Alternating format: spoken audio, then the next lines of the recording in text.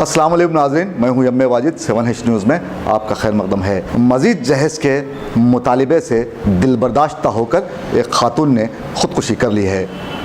क्या है मामला, ये जानने के लिए देखिए 7H की ये रिपोर्ट। चौटुप्पल की रहने वाली एक खातून ने ससुराली रिश्तेदारों से दिलबर्दाश्त होकर ख़ुदकुशी कर ली, जिसके बाद इलाके में गम व इंदुह की लहर दौड़ गई। अब यहाँ जहेज़ के लालची अफराद की कोई कमी नहीं है। माँ बाप अपनी बेटी की शादी के लिए ज़िंदगी भर रुपया जोड़ कर उसे जहेज़ देते हैं और वो एक नई ज़िंदगी जीने के लिए ससुराल रवाना हो जाती है। लेकिन वहाँ जाने के कुछ ही माह बाद वो जहेज़ की भेंट चढ़ जाती है।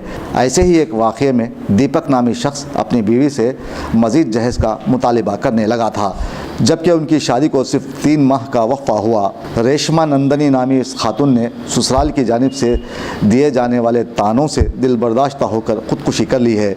पुलिस ने केस दर्ज रजिस्टर करते हुए तहक़ीक़ात का आगाज़ कर दिया है।